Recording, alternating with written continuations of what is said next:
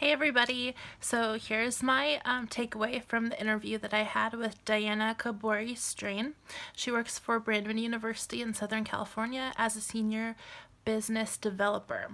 So she explained to me through the interview, which FYI I did the interview via email. So she explained to me that she works with internal volunteers comprised of employees and students. And she herself, not through Brandman, but has worked with volunteers for over 20 years in different capacities.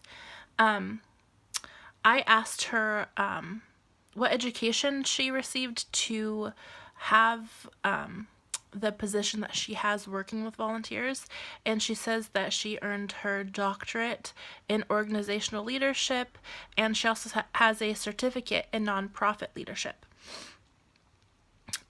She says that the organization can work with as many as 100 volunteers at a time, and that they recruit from the employee pool and the student alumni pool. I thought that was really interesting that they recruit volunteers from former students as well as current students. I think that that is really amazing, and also increases the chances of people wanting to volunteer since they've already gone through programs and through the schools themselves. I asked her how they decide what tasks and jobs are best for the individual volunteers, trying to relate it back to the classroom assignments that we've had. And she said that it is an organic process of promoting an upcoming event and then screening the volunteers based on their skills that align with the specific event. So they definitely do the screening questions as well as assessments of their volunteers to decide which events best suit which volunteers, which I think is really great. I also asked her what her motivations were for working with volunteers, and she says that volunteers are a cornerstone for the philanthropic endeavors of the university, and they often bring a cross-section of skills to projects, which is also really interesting because I personally think that volunteers can help you look at situations through different lenses and bring different ideas to the table, etc. And it's interesting to see that she thinks the same thing. She says that one of her biggest challenges working with volunteers is volunteers not being consistent and not coming to volunteer consistently because it's not considered a big job, which is very interesting to me as well.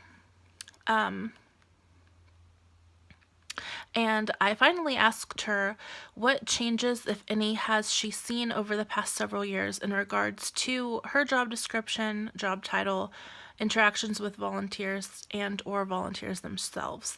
And she brought up a point about our current presidential situation and how a lot of volunteers that she has worked with bring up political issues while they're volunteering.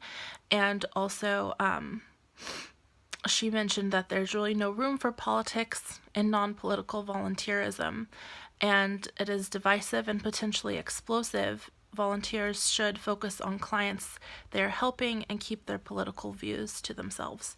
That was something really, really interesting to me because I never thought about volunteers just talking about like their lives and whatnot with other volunteers, how that could affect other people surrounding them or even their clients that they're working with if they're overheard and they happen to have opposing views. That is something very interesting and especially very important in today's political climate. So that was my interview, or a portion of it, that I had with Diana, and it definitely brought up some stuff that I would like to research further, and also got me thinking a few different questions I'd like to ask the organization that I'm working with for the Week 7 project. So that's all I have for now, and I'll talk to you guys later. Bye.